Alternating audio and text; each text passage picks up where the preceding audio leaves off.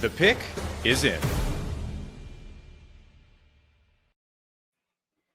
The St. Louis Blues have made their first selection in the 2025 NHL Draft. I'm Rachel Donner, joined now by Haley Simon of Locked On Blues, and the St. Louis Blues have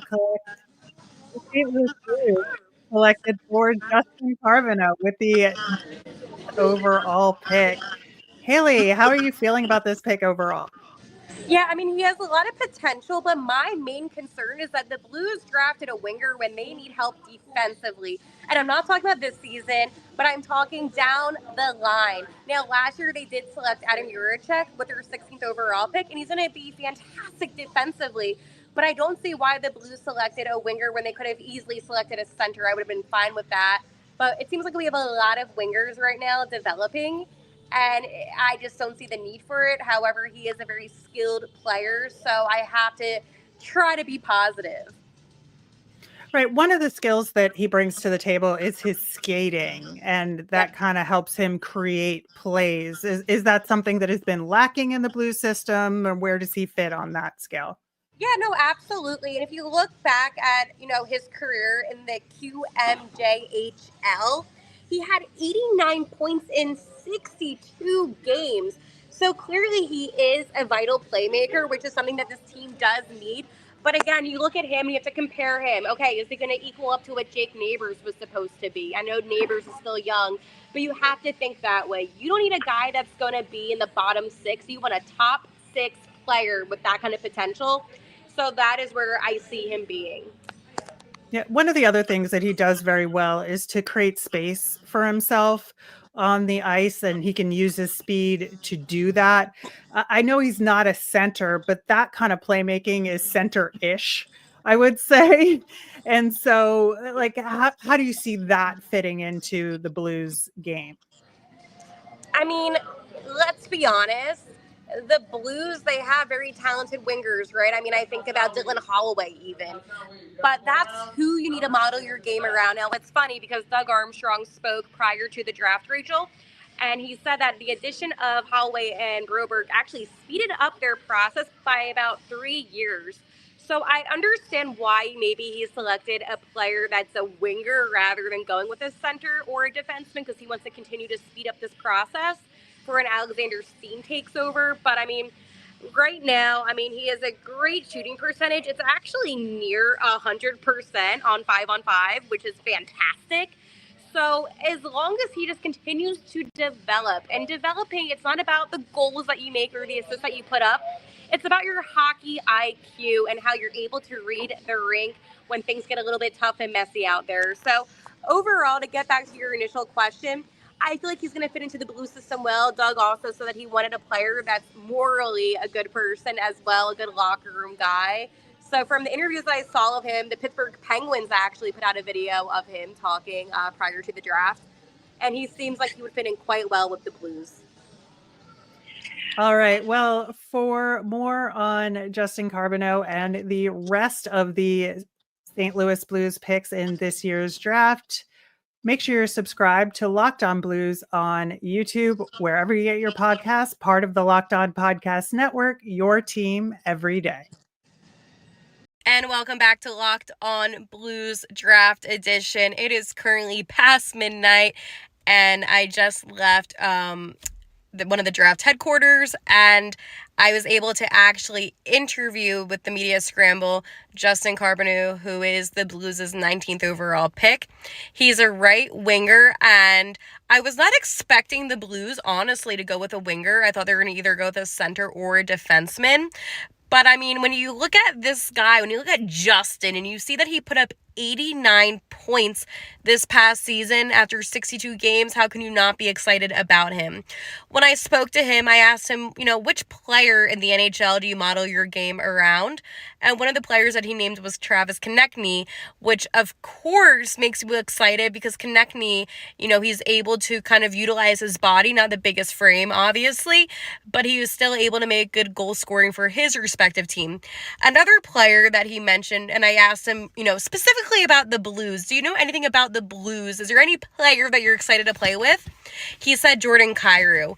And that gets me excited. I know that fans, for whatever reason, you guys have like really high expectations of Jordan Kyrou, and I'm understanding of that.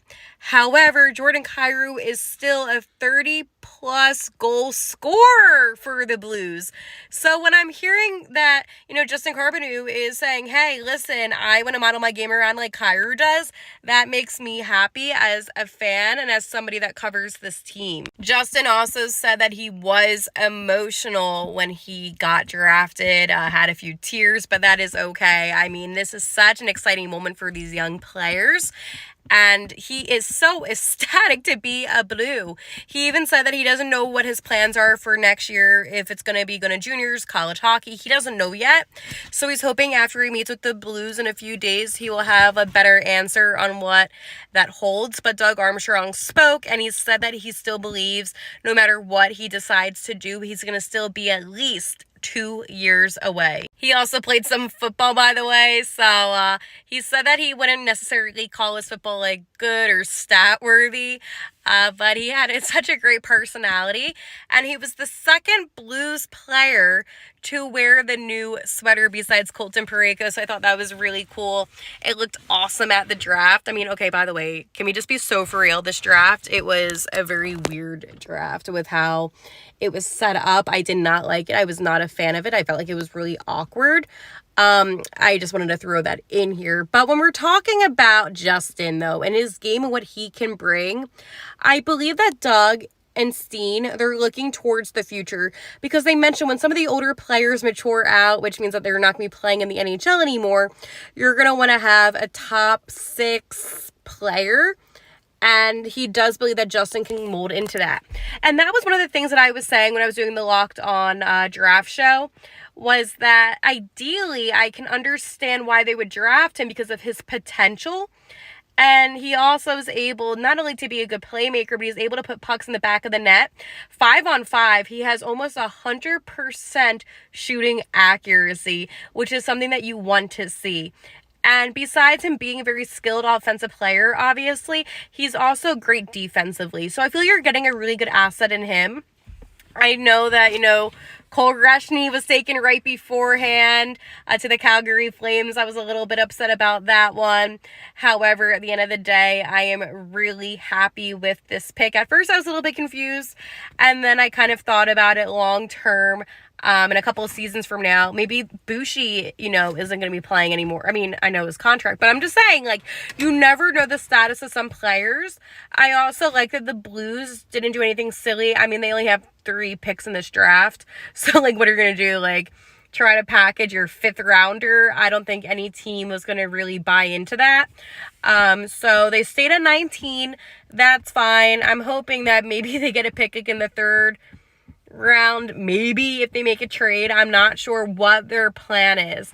And I think for me, that is the confusing part of this is Doug says how important the draft is, but yet you only have 3 picks total, and the next pick that you have after your 1st round pick is in the 5th round. But I understand the moves that they made. Obviously, Holloway, Broberg. I understand what they did to just have those 3 picks this year. However, a part of me still wishes somehow, some way, they were able to have a pick in the 2nd or 3rd round. But again, we've seen a lot of trades already in the 1st round after 6 hours. Okay.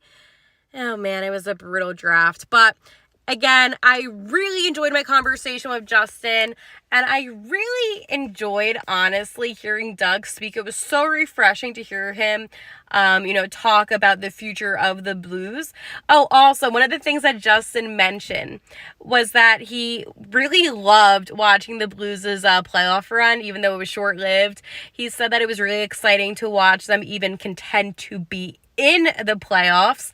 And then he went on to say that he's excited to play the players like Holloway and Broberg and whatnot. So he's excited to be a Blue, and that's what you want from your players. You want them to be excited to represent your team.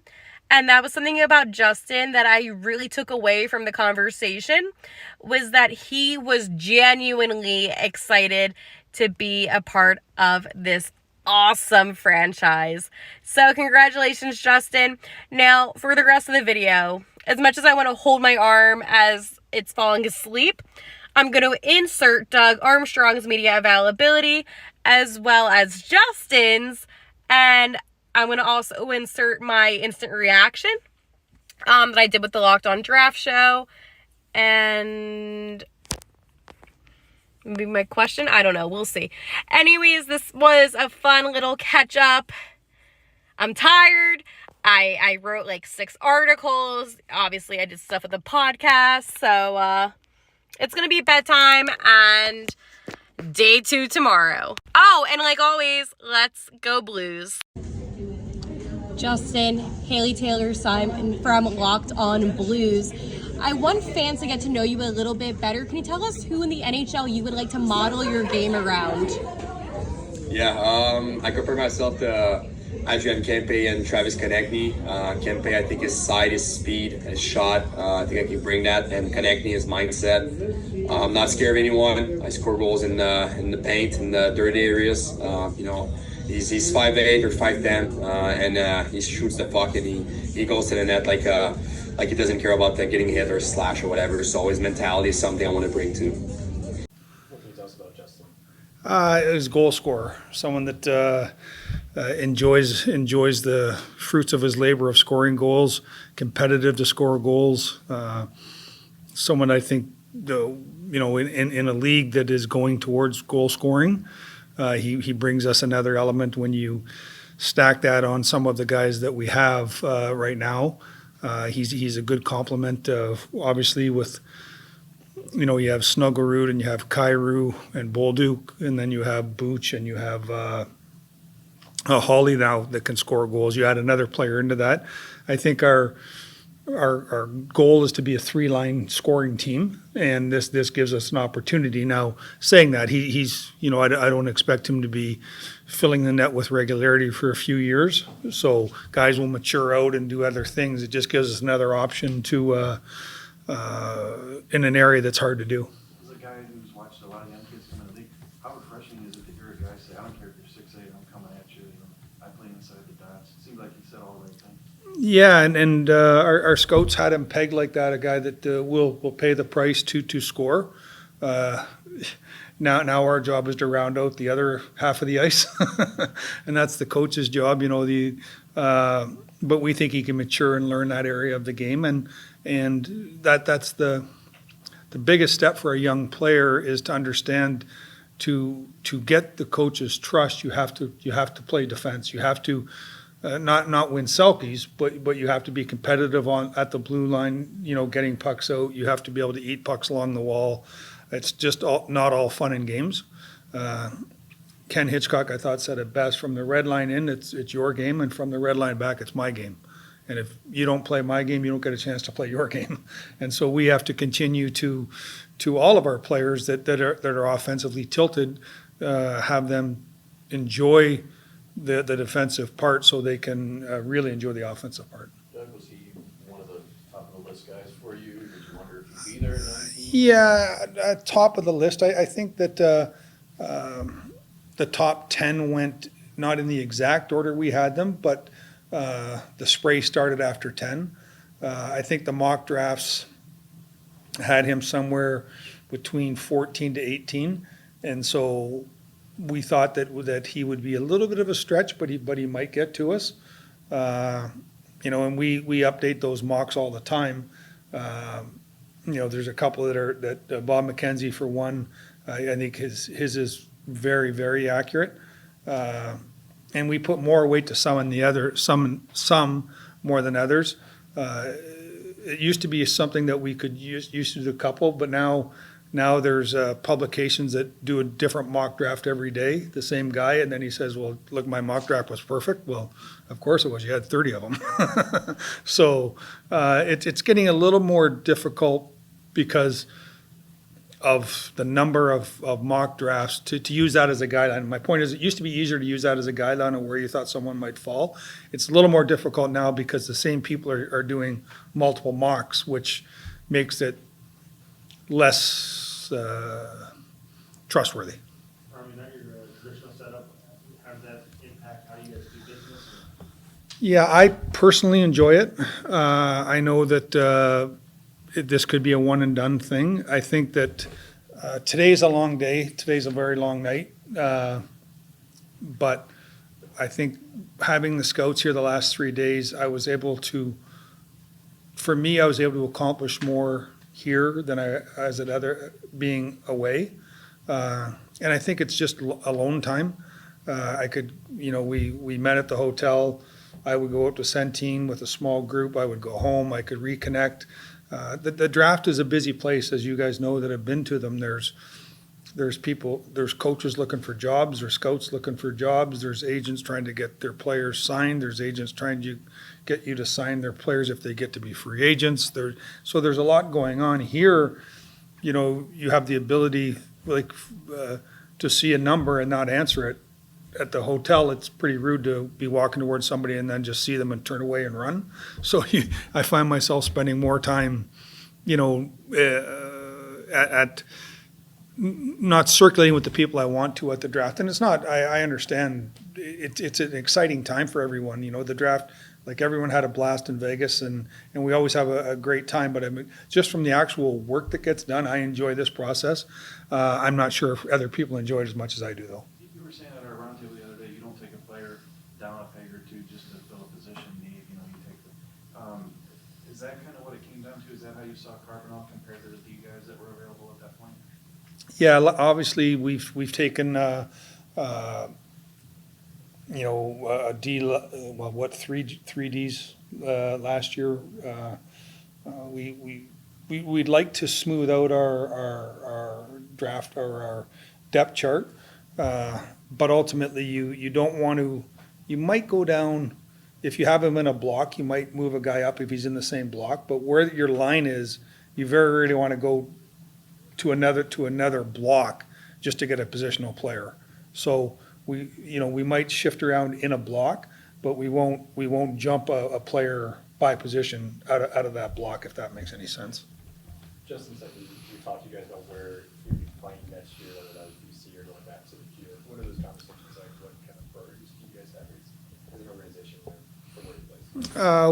We've always tried to listen to the player and tell him that we're in this for the marathon and what does he think is best for him? How is he going to mature? And I've never in my experience as a manager asked a team to trade a player or told a player where to go, because if it doesn't work out, then it's on your, he puts it on your plate.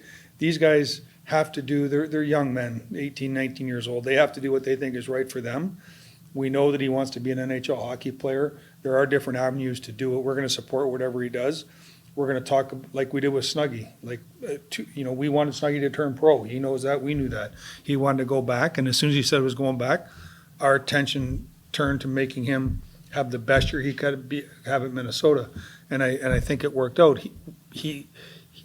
We gained his trust by not trying to strong arm him, and he rewarded us with a great season at Minnesota and turning pro and being ready. So what we try and do is work with them, but allow them to make their own decisions. It's hard for us to know much about the kid just talking to him 5 minutes. Any tidbits in your interaction or talking to your scouts that hasn't been said yet about the Carbonneau kid? Yeah, I'm going to be honest with you. I don't know him that well myself. Obviously he's at the combine and you interview him, and then you watch video on them. But I didn't watch a lot of interview video on them. I trust our staff. They do their background work. They talk to the coaches. They talk to the Zamboni drivers, the school teachers, all those things. And then we obviously do our own testing. And he came back as a strong character player or strong character person. And then you add that into the player. That's more. But I'd be disingenuous to say that I know a lot about him as a person. Any thoughts of maybe moving up, going back, or are you set at 19? Yeah, I think it was a difficult year to move up because we didn't have a second, third, or fourth, and we don't have a second next year because we had to trade it to get a second last year. The game plays on, so I didn't. If we were going to have to move up, we were going to have to use our pick plus someone that we drafted that we've already put money into to develop, and it would have had to take us to a different block. We didn't see that. Now we did see We did talk to a couple of teams that if a player in our block wasn't there, and Carbo was the last player in our block, if he wasn't there, we would have considered moving back. But only a couple of slots, because as you know, the blocks get smaller and smaller, or they get bigger and bigger. When you're looking at 19, we felt there might have been, couldn't have gone past, like we couldn't have gone to 27 or 28. We might have been able to go to 22 or 23 and acquire a late second, a third, and then cross your fingers that you don't lose the 3 guys and 5 picks. We didn't have to do that because at 19 there was a player that we were excited about in our block. Army, big picture, I know you don't get into any details whatsoever, but you're working on the roster today, try to do some things. What did you run into, and what do you see, the next week or so in terms of what you're trying to do there? Yeah, I think that, we're excited about the direction that we've taken the organization. We have a balance of veteran players and players between that group I tell you about, 20 to 25. I think I can say that for another 3 or 4 days, and then it'll be 20 to 26 because that's when Robert turns 26. It's not like we're going to have growth inside. I did talk about our wings, like we're very strong on the wing right now. I talked about, we're one of 27 teams that would love to find a second line center. That's just the reality of it. I don't know if we can. You've seen since we last talked, these guys are signing with their own teams. Everyone's finding a way. So you have to just be prepared to react to what's available on July 1st.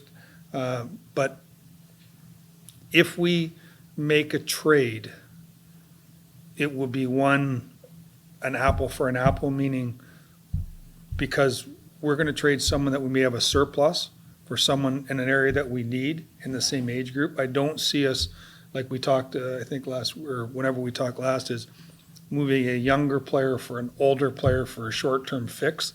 That isn't where we're at in our maturation. You might be able to rise up. Well, I think that we had a great final push there with our center ice the way it was. I think Dvorsky is coming. How quickly can he get here? But that Shen, Holloway, Kyrie line was very good, and then Snuggie comes in, and that's something that we added at the end. If you put him with Thomas and Booch, you're set there. Like it's, Schenner's not getting younger. He can do the job. If we could support him, that would be great. But he can do the job. And again, that's not it. Just if we could add another layer of people in there. But I said I think it's easier to say than to do when you look at the number of teams trying to accomplish that. You saw the number of teams trying to accomplish that last year, and those centers made a lot of money, and you guys can judge how it worked out for everybody. It's just there's a shortage of players. There's a shortage of players in certain areas, and it's just reality.